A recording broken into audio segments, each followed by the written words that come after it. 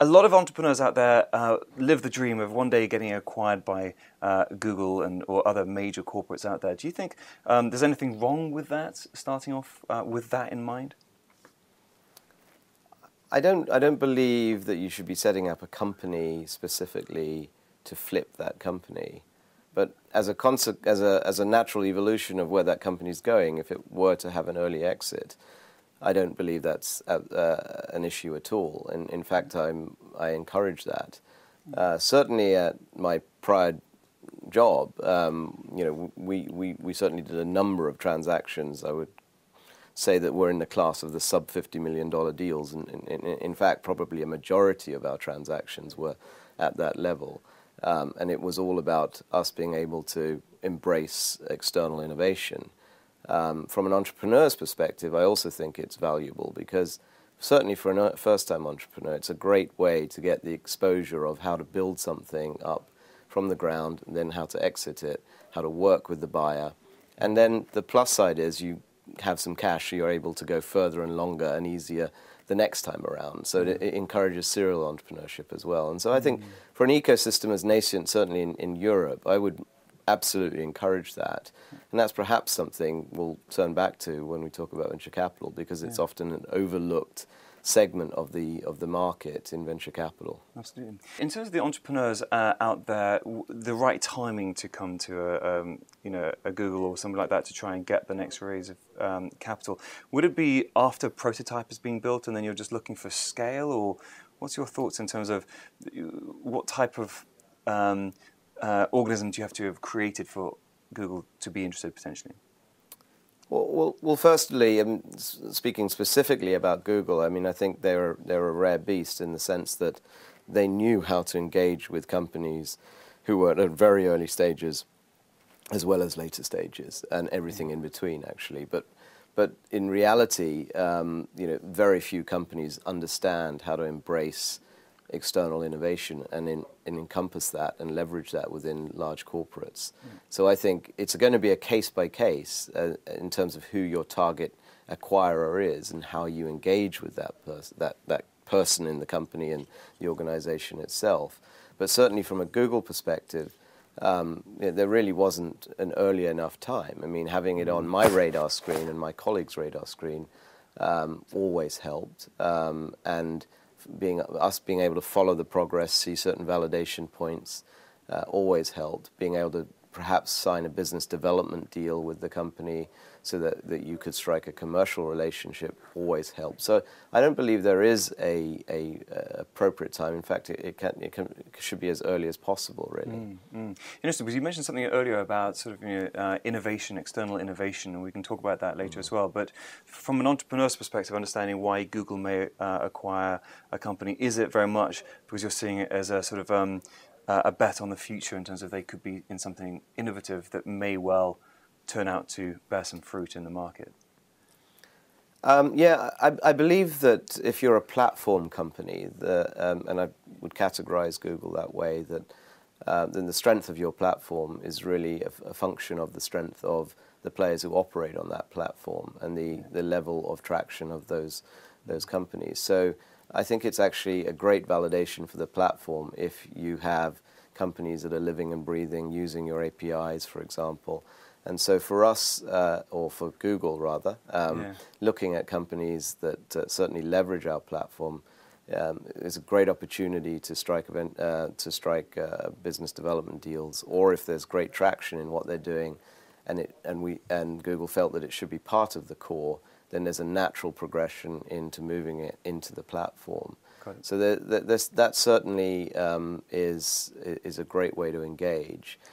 Clearly, also, there are other companies that perhaps doing something completely disruptive to the way Google operates within a particular area, and again, being the type of company that Google was in terms of encouraging innovation and wanting to find the best solutions, they were always interested in understanding how various other companies looked at the same space. In terms of advice for entrepreneurs that are wanting to be acquired or raise another round of finance, any specific advice for entrepreneurs at sort of the early stage? Would they just should they proactively approach companies like you, or do you think they'll just be on Google's radar if they're doing exciting things anyway? So they'd expect a phone call at one point. There certainly is a radar as well, and actually the beauty of internet-based businesses are the metrics that actually you can pick up both inside your own company, where you have access to many more metrics, but externally as well. It's possible to see number of mentions and searches, and so there are techniques to use to find interesting trends of companies, and so they may be picked up from that perspective. But actually, I don't think there's anything that substitutes a personal relationship. And often when, if you look back at successful acquisitions, it's been built on that strength of relationship of the sponsor of the deal and the leader of the target company. So nurturing those personal relationships and is paramount. And of course, you're not going to know from day one which person to speak to. So the business development arm of Google or the corporate development arm of Google are often the natural gatekeepers or into the organization who help navigate and help find the right people within the various product areas, for example, who would be naturally a sponsor.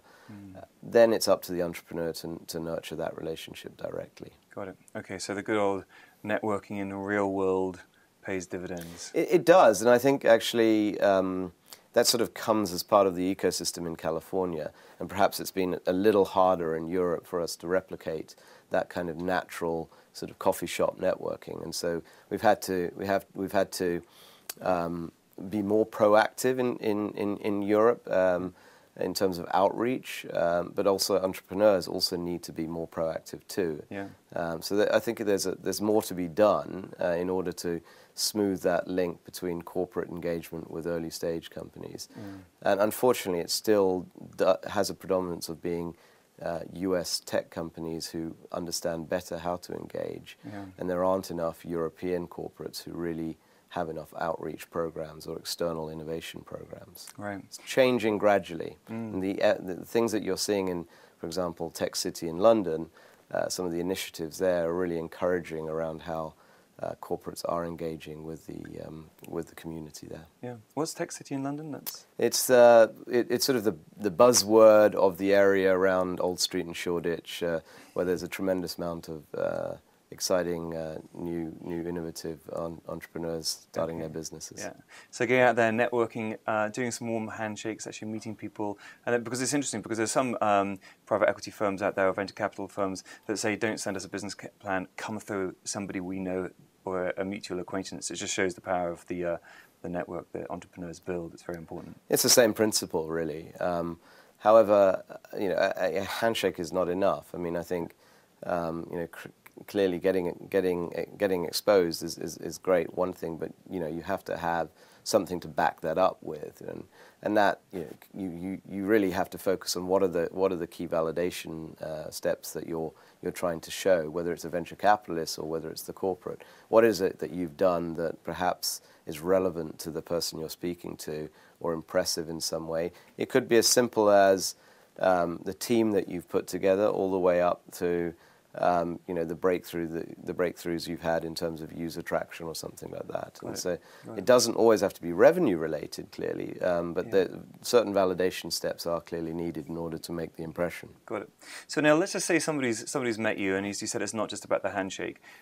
What tips would you give to an entrepreneur?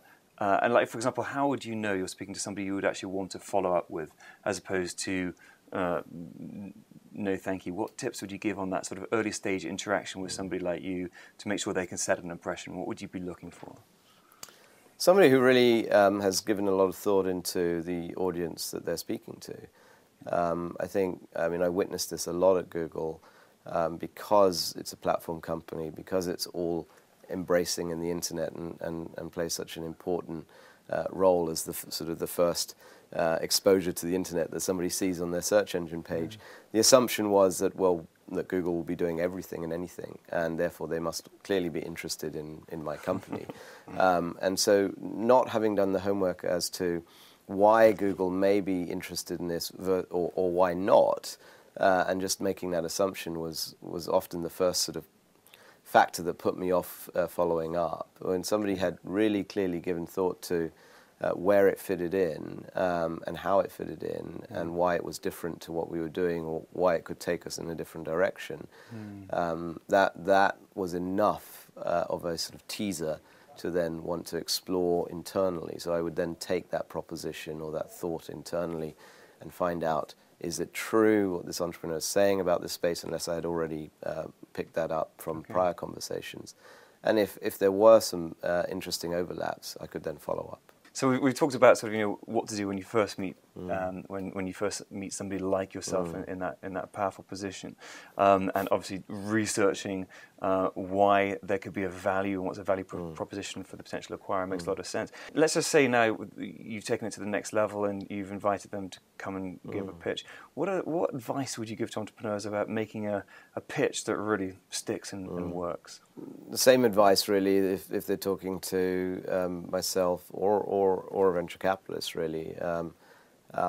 Really practice your presentation is the obvious. It's so obvious, but actually, it's undervalued as a piece of advice. I mean, get it down to 30 minutes max, because there will be questions, there will be intro time. Really understand what is the elevator pitch that you can leave them with, and be prepared to not understand your audience again. So this is the next phase. So really know who's turning up. Are there engineers there? In which case you may want to think about focusing much more on your technology platform and how it's built and why it's different. Are there business people there? In which case you may want to focus on what the business model is, or how you are going to move into a business model. So understanding your audience, number one, and really practicing the presentation in front of others and getting it down to an elevator pitch. Those are probably the two key takeaways. And actually, there's a third one, and I see it quite a lot. Don't make an assumption that you're living in a vacuum, and there's more than likely to be 10 other companies doing something similar to you.